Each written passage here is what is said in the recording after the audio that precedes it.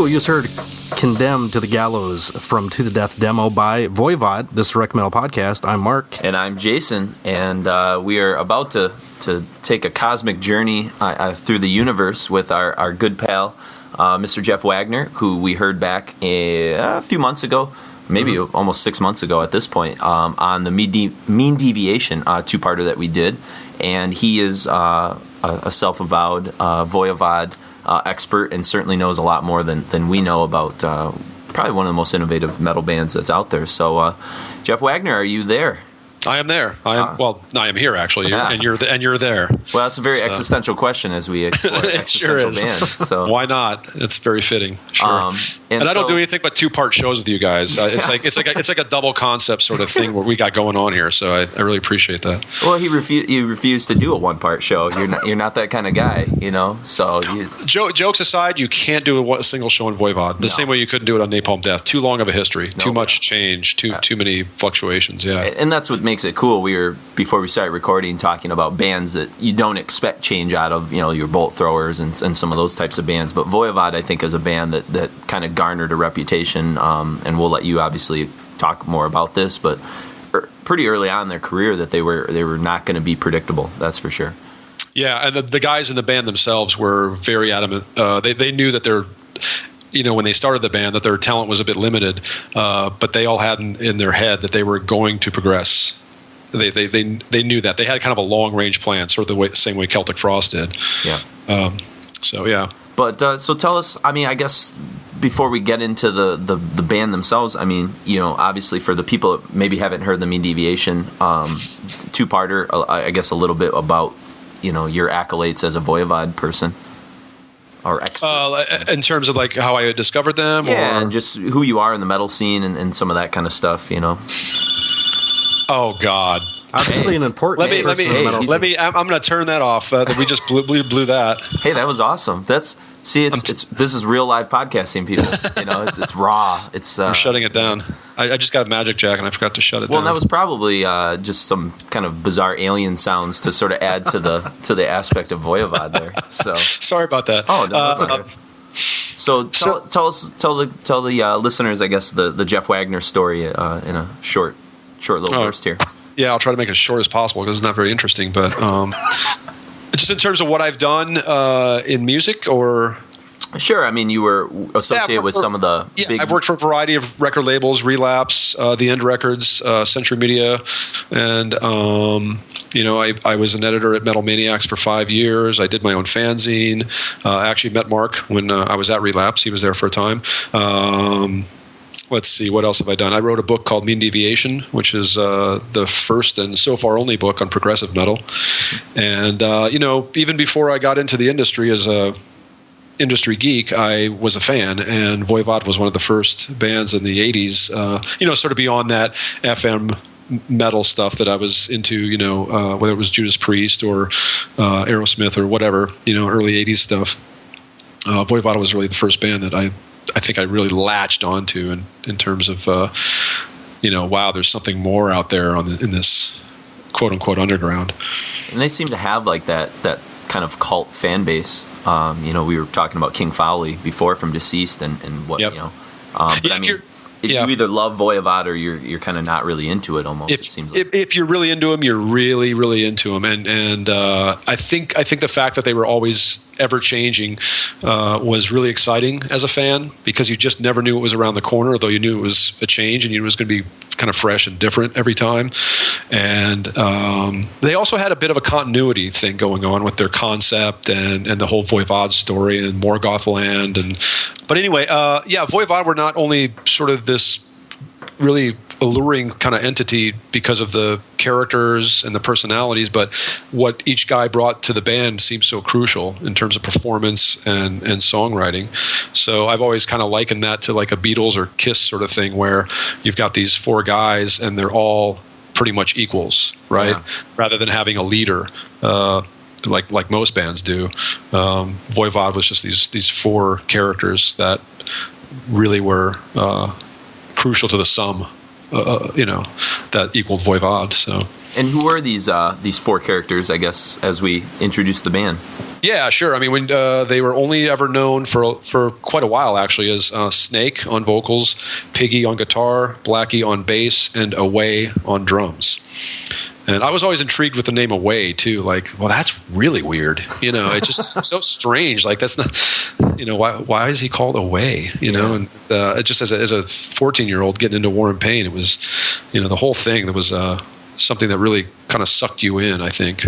Now, do you think they were inspired? I mean, I know you mentioned Kiss and stuff like that, how they had kind of the nicknames, but also obviously Venom, who early Voivod records really, you know, pull out a lot of that's probably an even better comparison than my Beatles and Kiss thing. I was just more talking about the personalities there, but in terms of the whole thing, yeah, they were highly inspired by Venom. And in fact, early live sets that they would play featured not only like one Venom cover, but, you know, 7. Oh, they played a ton of Venom songs back in the day. And they'd play a few originals, and they'd play, like, you know, Judas Priest songs and obscure new wave of British heavy metal bands like A to Z, Merciful Fate songs. But it was always a lot of Venom. Well, and it's interesting you mentioned that, you know, one of the reasons Voivod always wanted to be progressive was because when they started, at least, you said they had kind of, I guess, lack of talent in their opinion, or limited skills, which is very much, I guess, Venom, you know, in a certain sense too, you know. Sure, and they were young. I mean, the only guy in the band when they started that had any kind of real talent built up already was Piggy, and he taught Blackie how to play bass. Away was just starting out, and Snake just was a dude with a microphone, you know. And they just, by their own admission, they were pretty, you know, young and kind of they were kind of green and rookies, and they just really couldn't play as well as they wanted to. But I think even at that time, they were inspired by not only metal, but some of these post-punk bands like Television, and they were getting into prog, like Vandergraaf Generator, and, you know, Piggy was a big fan of Gentle Giant and King Crimson and this kind of stuff. So they already were aspiring to this kind of, you know, more sophisticated mindset. They just couldn't pull it off yet. So, sure. But they were always moving forward toward that, and they eventually got there. Yeah, no, that's great. And well, tell us, I guess, about, you know, Condemned to the Gallows, which we just heard, which you can find in, I guess, 2 different places: the Metal Massacre 5, you know, compilation, and then where we just played our version, which is the To the Death demo. Right. Yeah, that's just one of the earliest songs that they had written, and I think they considered it so early and so naive that it didn't even make their first record. And I believe that's the only song of their early days, you know, of the original batch of stuff that they wrote that never made an album. Which is too bad. It's a pretty awesome song, really. Oh, it rocks. It's great, and I mean rocks as in terms of rock and roll. Like there's an element of that song that's got that kind of swing that rock and roll has. That Venom might have had, but certainly a lot of bands that came after Venom really did not have. You know. Mm-hmm. So yeah, that's one of the things I've noticed. Like even looking at like the later stuff that we'll hear in the in part 2 is, you know, there's always, no matter how much chaos and discordance and other things that are happening there's always rock and roll, you know, in Voivod. Yeah, sure, but there's always this other element that was gnarly and nasty and completely off the hinges, and Condemned to the Gallows is a perfect example of that, I think. Sort of the marriage of, you know, the Venom inspiration plus an even older sort of rock and roll kind of ideal, and then a lot of punk too. You know, they were definitely into their punk, and that showed for the first several albums anyway. Now, I think Condemned to the Gallows is actually recorded better than any Venom record. Yeah. Oh, sure. Yeah, War with Satan sounds pretty okay, you know. Well, you know, 1983 technology was just so different than 1981 technology. Yeah, so. That's true. Now, do you think this sort of strange, like, amalgamation of styles had anything to do with the fact that they were kind of coming out of a... I don't know much about the Montreal or French Canadian scene in general, but because they were not part of like any other movement because of their geography, or? Well, I mean, the geography comes into play even more when you consider that they were originally from a town called Jonquière, which is way north of Montreal, the city, and that I think, boy, I hate to get this wrong, but I think they eventually moved down to Montreal.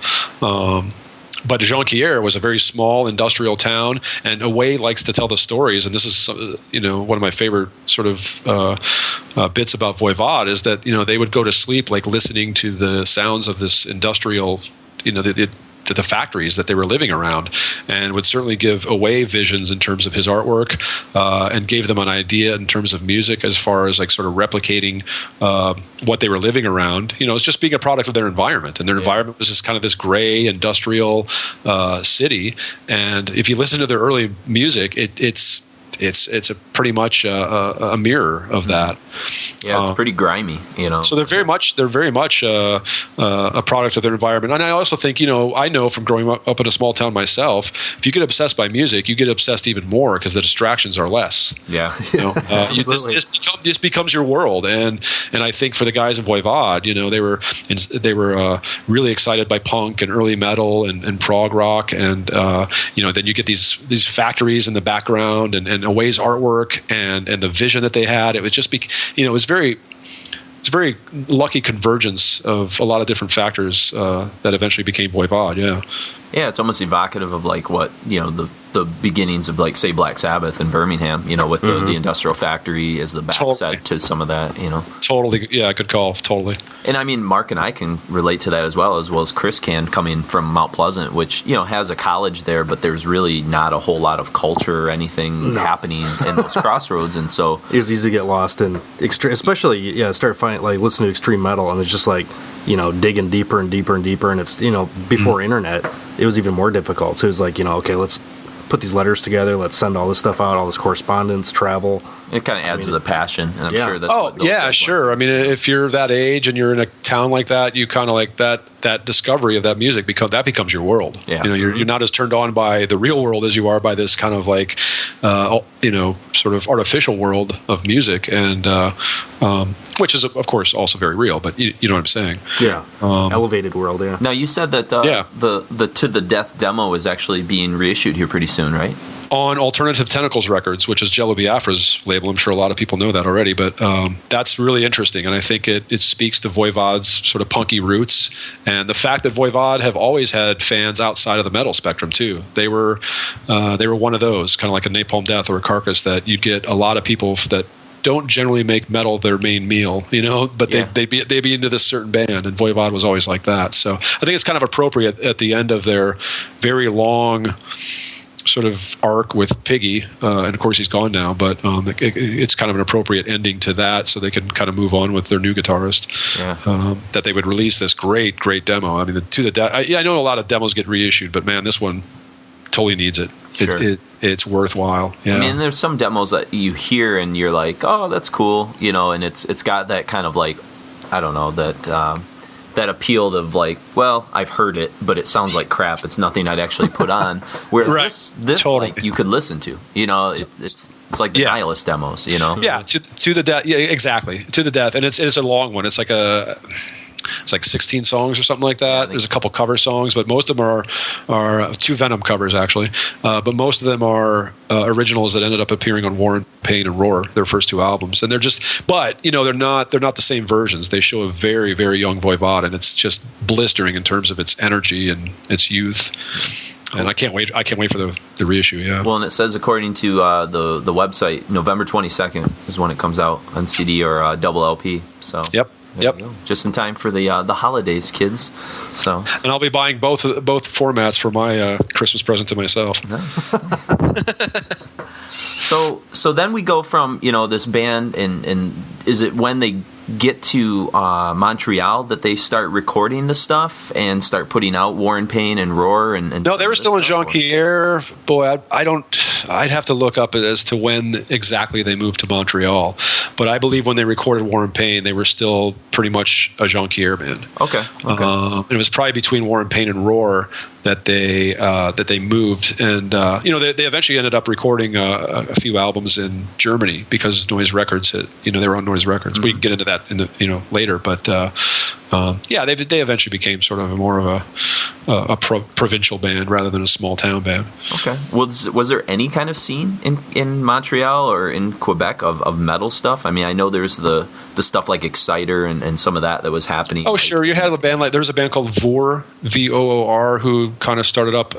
I probably a little bit on Voivod's influence. Once the War and Pain album came out in '84, which is the same year as the To the Death demo. But there were a lot of local guys like that were inspired by Voivod, and eventually you had stuff like DBC, Dead Brain Cells, and Oblivion happening. But it was always a little bit later, and I think Voivod were sort of the jumping off point for a lot of these bands in terms of like, oh wow, this small band from northern Quebec got signed, and it inspired a lot of metal kids, and they also became these kind of radical, experimental bands. I mean, DBC and Oblivion especially are really these interesting kind of techie sort of bands. Well, in the Mean Deviation stuff and in the Canada shows that we did, Mark and I did 40 episodes ago, we sort of made that link that something's amiss in Quebec. You got bands like Gorguts and all these bands that are just a little left of center, are doing some things that you would, I guess, define as progressive. And totally. And I'm not going to say that Voivod were the only band around. Certainly, they're the only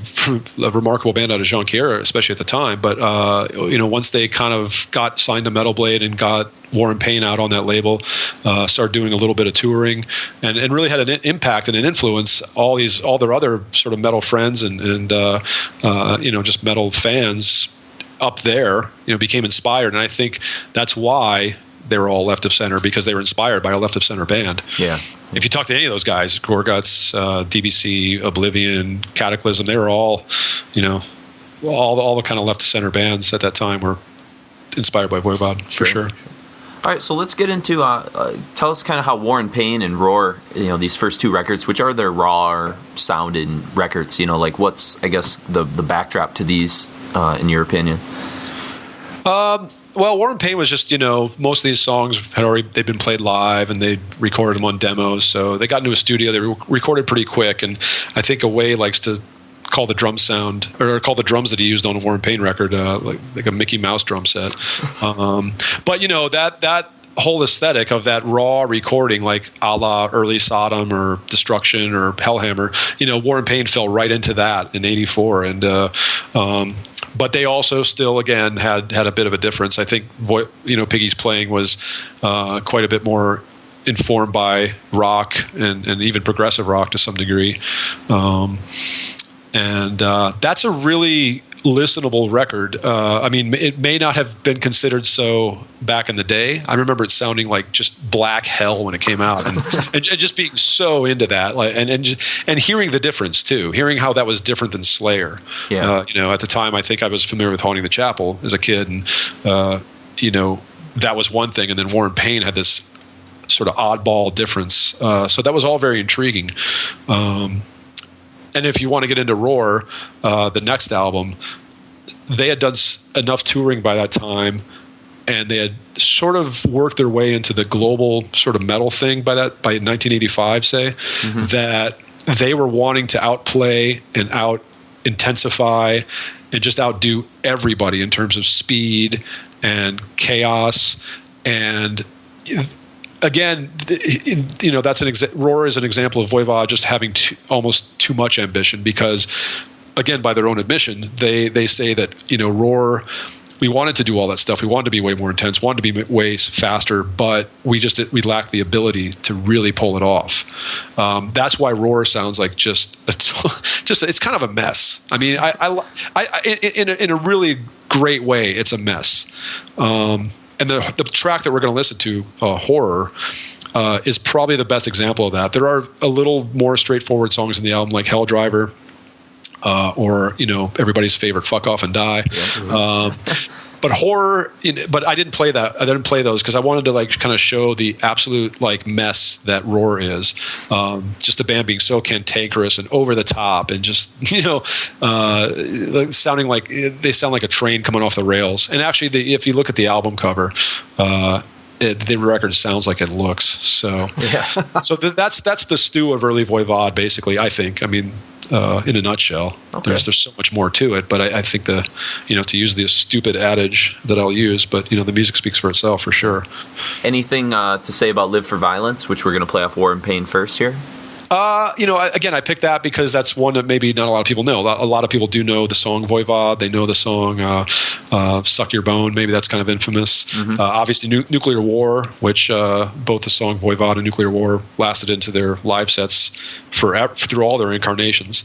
But Live for Violence is just kind of a sleeper. And I think the reason I picked it is because it's typical of Voivod at that time, where you're getting a lot of that kind of fast, off the rails sort of stuff. But you also get some slow stuff where they're already just starting to get into like landscaping and layering and musical drama. You'll hear that in the middle of the song.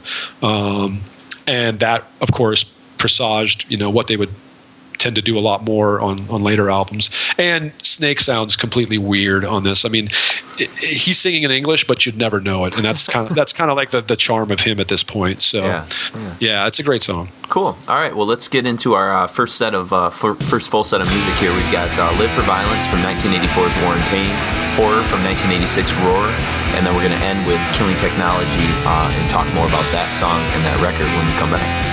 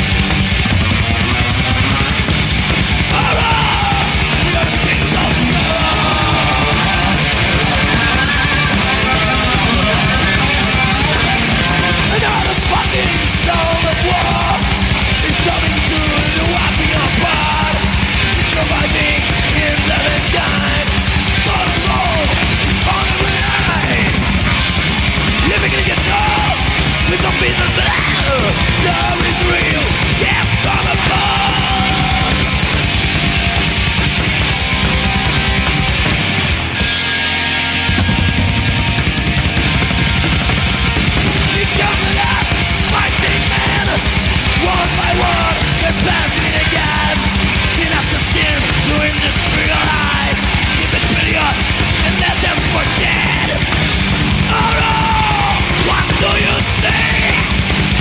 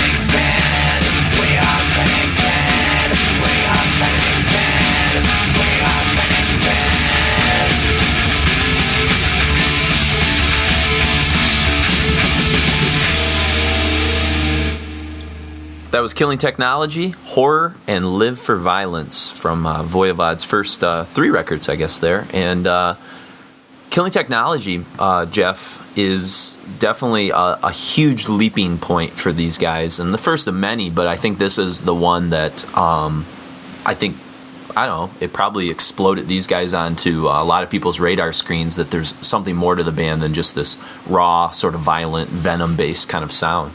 Yeah, and it probably turned off as many people too, because it was a much more difficult record than the other ones. But you said it right. It's such a huge leap. It's coming off of Roar, and Roar they definitely toured a lot. More than they had up to that point, or any previous point in their career and in their young career. And I don't know. I think that tightened them up to a degree that it's just stunning when you. I remember listening to Killing Technology when it came out, and you're coming off the experience of Roar, and you hear this really well-oiled, really focused, really tight band, and they're playing these way advanced compositions that they didn't hardly hinted at on Roar. So there was a huge leap. Is probably the best two words to describe Technology. Now, had they been signed to, I know they're on Noise for Killing Technology, but is this their first record on Noise, or was Roar on Noise too? Roar is also on Noise. Okay. So they're already at least in the international metal scene, like you were talking about before, because of Noise. Right. And some of that stuff. But Killing was the first one that they went. I believe they went to Berlin to record with Harris Johns, the producer. Yeah, I did all the Creator stuff. Yeah, kind of the house noise guy. Really, you see him on the Corner Records and the Creator Records. But Voivod went over there too. Obviously, they probably did some touring while they were over there, that kind of thing. But yeah, they just emerged from the studio this monolithic, epic, complex entity that they just really weren't before. And I remember being so turned on by Killing Technology. Roar was, even as a fan back then, I remember not liking it that much, and it's only like over the last 20 years that I've really come around to it. I love that. Digested it slowly. Yeah. It took a long time, but I love the hell of it now. But yeah, Killing was a real apex for that band. 100 parts per song. Killing Technology has a lot of parts. The song we'll hear on the next set, Forgotten in Space, probably has the most parts of it. Voivod song of all of them. I was telling you off mic, this is for me, alongside Nothingface, probably my favorite Voivod record. And to me, it has like equal parts heaviness and equal parts experimentation. It's almost like a perfect balance. It's an excellent balance between those two. It is a very heavy record in terms of they're just throttling full force, and any given song has any given riff where they're just churning, and it's almost it's a thing to behold. It's blinding. You just turn it up loud, and you're thinking this has got the intensity of a Slayer. Mm-hmm. It's obviously done with a different focus and with a different intent, but the intensity is so there. And then you've got these complex, kind of sophisticated songwriting ideas in terms of the amount of changes, the different rhythms they were starting to toy with, Piggy's very strange chords.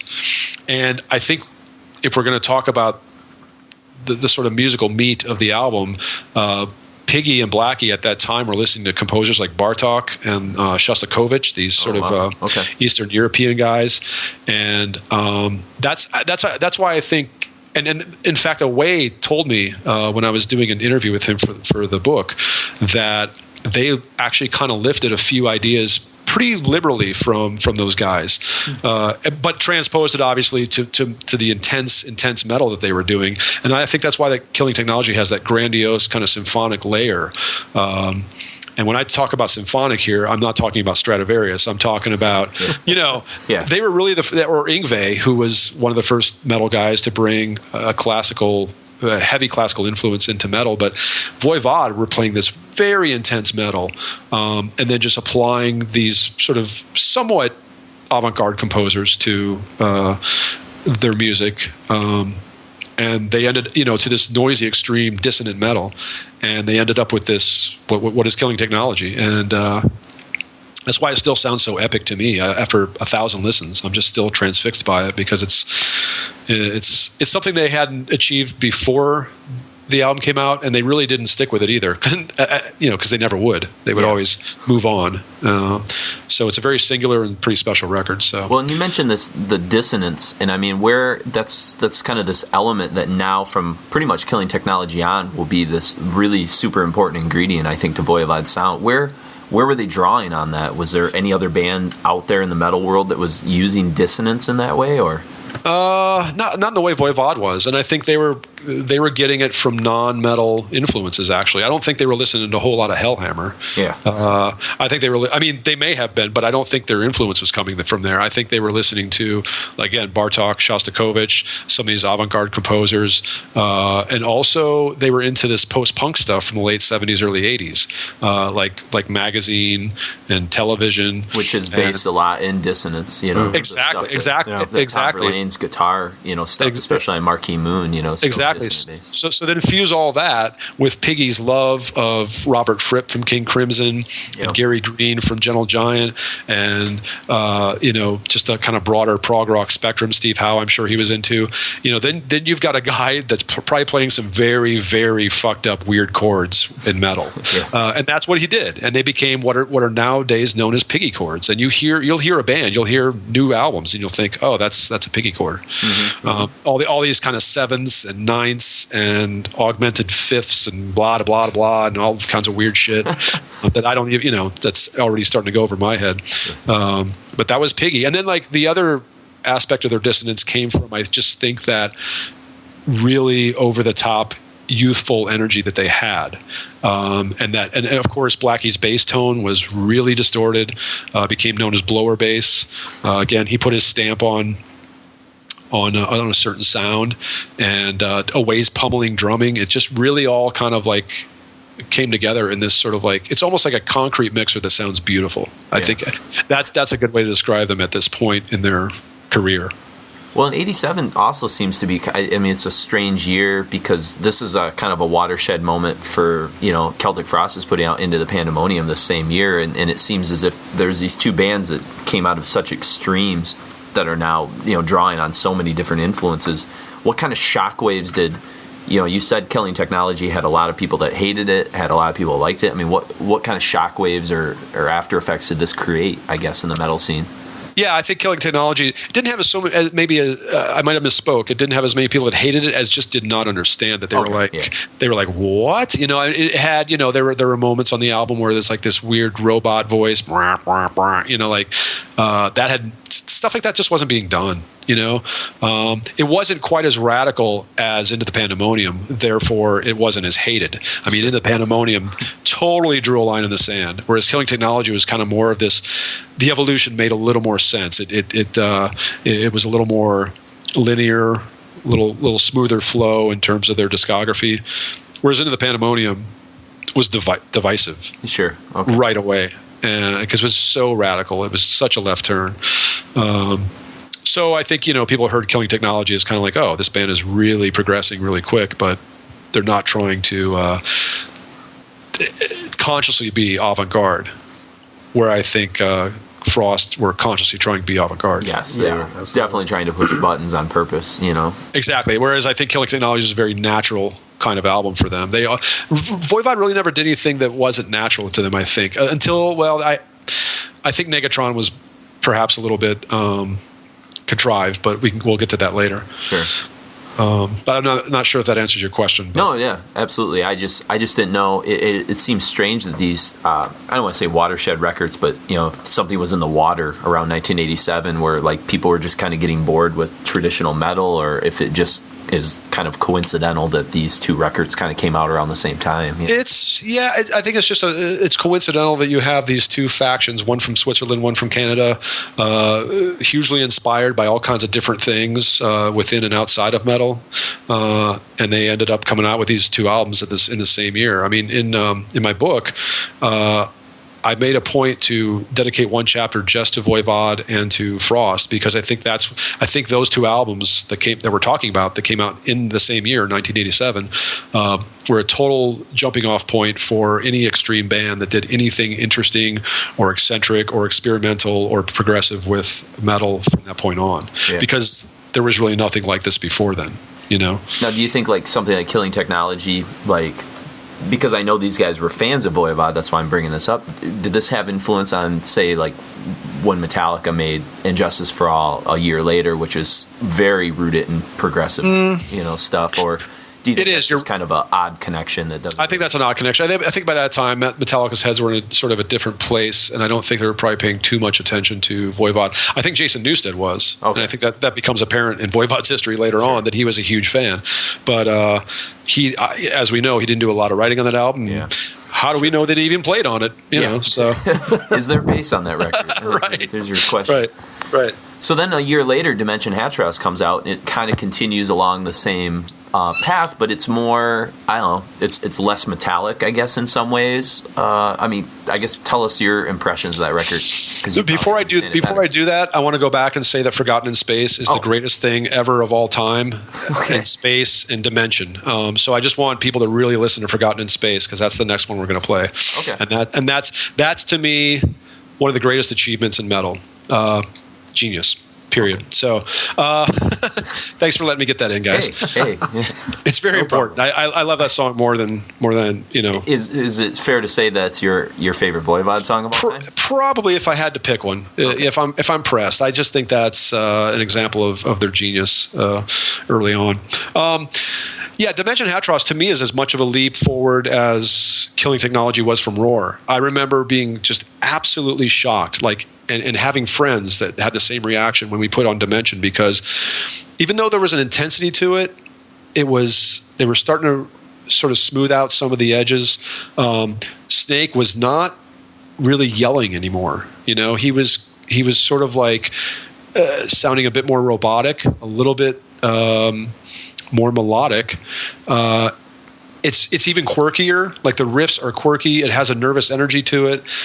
It sounds even more alien. It sounds like it came out of a laboratory. Just everything they achieved on Killing Technology, they kind of blasted off into a total sci-fi exploration for Dimension.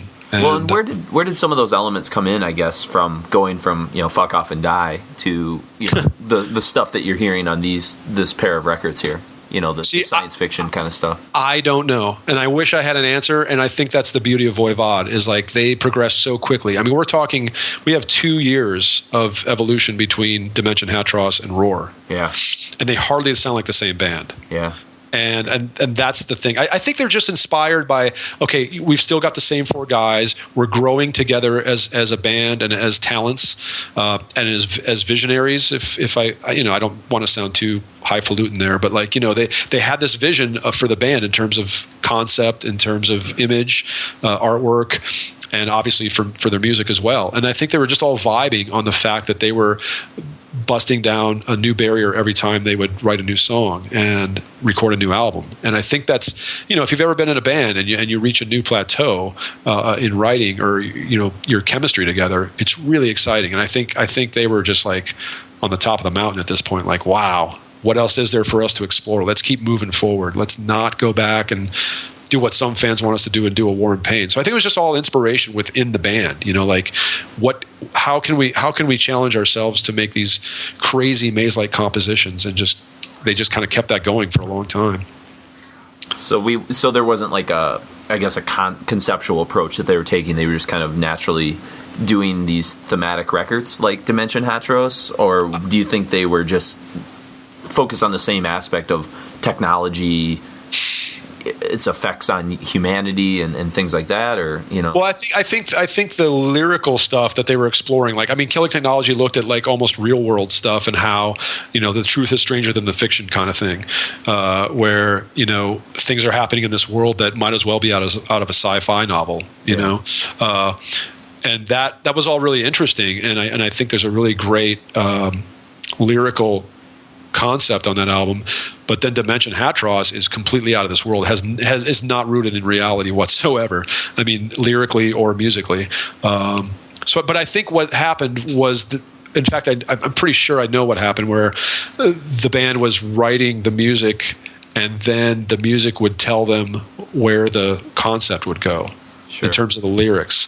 And they would always incorporate the Voivod character and blast him off into different areas. But Dimension Hatröss was the Voivod character kind of leaving this world, this sort of post-nuclear world that they had invented on the first 3 albums.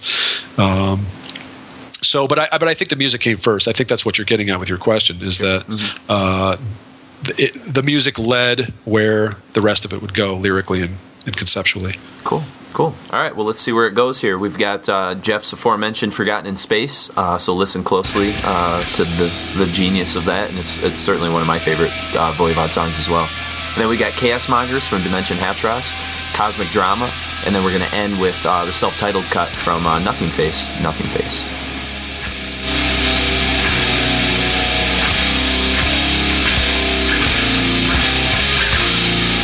All systems go.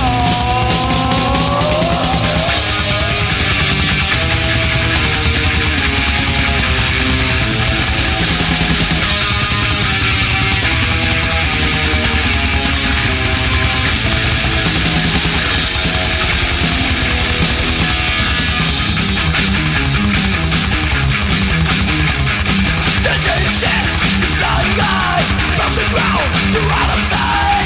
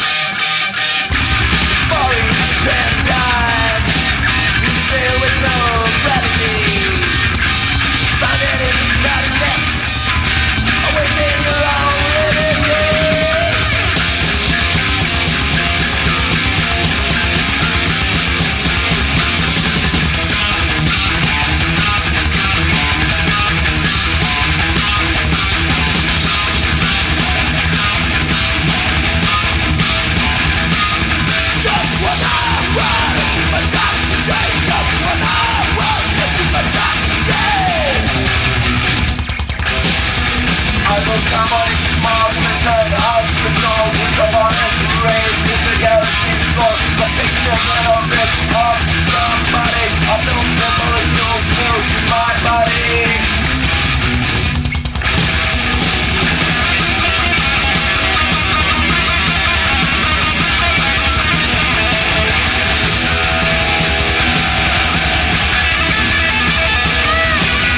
Just a better world, too much oxygen. Just a better world, too much oxygen. You forgot it, space. You forgot it, space. It's bad.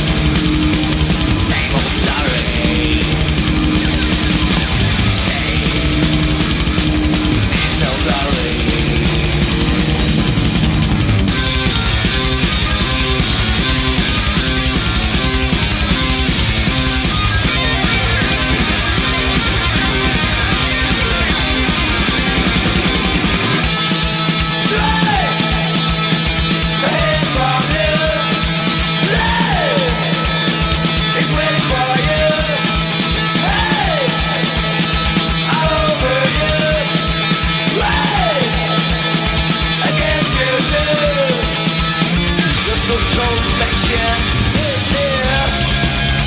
Paranoia complication is near. The Black First Corporation goes on. Another American murder breaks down.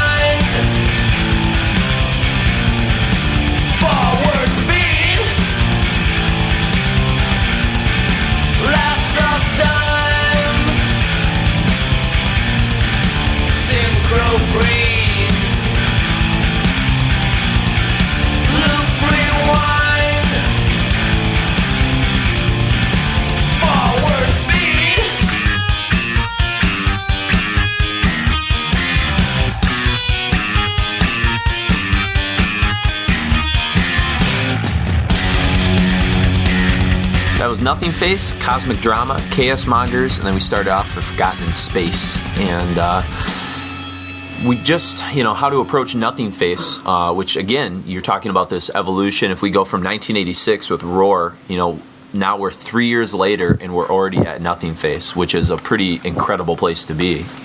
Incredible is the word. It's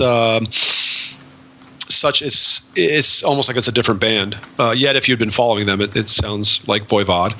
Nothingface was cleaner, more spacious, more clinical than Dimension Hatröss. It lacked a little bit of the intensity that Hatröss had, but it made up for it by, I think, having even more obtuse kind of approaches to the writing, more obtuse riffs, and just generally stranger ideas. But I think for all the strange ideas and obtuseness, like you get like these vocal hooks and melodic hooks like in the title track we just heard there that are just, I mean, they're incredible, absolutely. And Snake morphs along with the rest of the band. The band is playing cleaner. They're writing things that are easier for him to sing sort of these really kind of catchy melodies over. And it was kind of just another new world for them. And really kind of the apex of the whole arc, because as everybody knows, the next one they just took a leap off a cliff and hoped that people would come with them, and a lot of people didn't. Yeah. But Nothingface is really like that sort of beautiful arc from War and Pain to 5 years later. They're doing this clean, clinical, laboratory, sci-fi prog metal album. Well, it's kind of like you said, that's like the peak of that original classic era in a way. Yeah. Now they also get signed to, is it MCA? Yes. With this record? Well, Mechanic, but Mechanic was a subdivision of MCA. I'm sorry. Nothingface was MCA, and then Angel Rat they were kind of dumbed down to Mechanic after that, actually. Gotcha. Now, did it sell well? Nothingface? Yeah. Nothingface remains their best-selling record. Okay. Yeah, and like it's over 100,000 easily. I think it's 125,000 that's sold worldwide, which is funny because it'd probably be a lot more if it hadn't been out of print for the last 8 or 9 years. I was going to say I've had trouble. And if I sound pissed off about that, I fucking well am, because that record is way too good to be out of print. Yeah, it's stupid. I had to actually find it on eBay on vinyl, which I'm lucky I did. But I mean, some of the CD copies that are floating around are so expensive; it's almost not pointless. Worth it. Yeah, they are. And this is 1989, and CD technology. The CDs were starting to overtake vinyl, and the vinyl packaging sucks. Whereas if you get the CD, you've got the nice fold-out thing where Away was drawing artwork for every single different song. It's a beautiful package, and the vinyl package just kind of blew. Well, I figured probably it's something that they'll reissue soon enough, and it'll probably be a pretty awesome package when and if they do, It's so overdue. It's stupid, yeah. Now, does that not have rights to it or something? I'm not sure. I mean, who knows who owns MCA right now, because it's a dead label. Mm-hmm. It was probably swallowed by some other larger label, and either Fox or Universal owns it now. It's sitting in some vault somewhere, just a bunch of tapes and stuff like that. Yeah, it's pretty sad. It's like I said, I don't think there's a record out there that's out of print that needs to be in print more than this one. Not at least in terms in the metal world.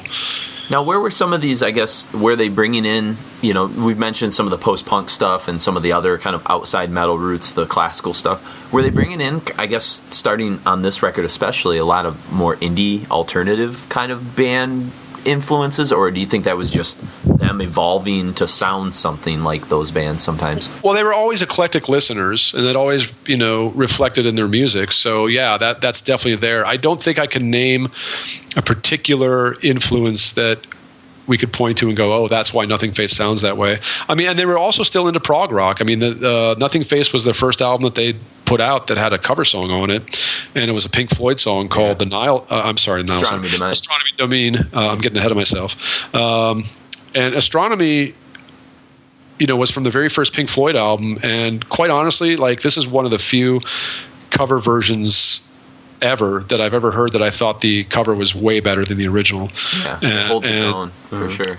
And it fits the album. They didn't tack it on at the end. It was like track number 3.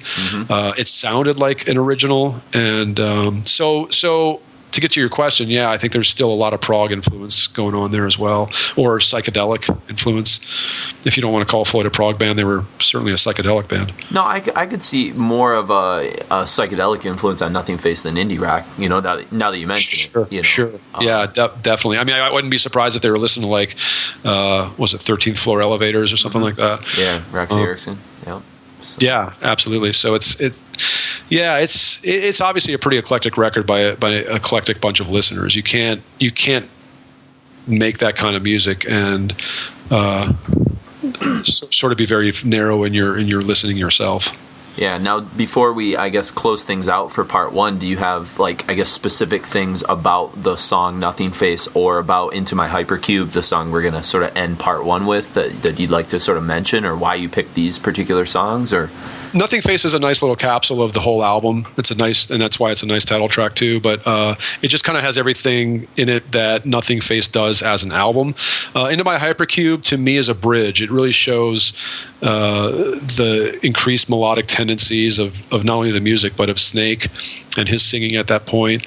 I think it presages a little bit what they would go toward on Angel Rat and Outer Limits. It's more subdued.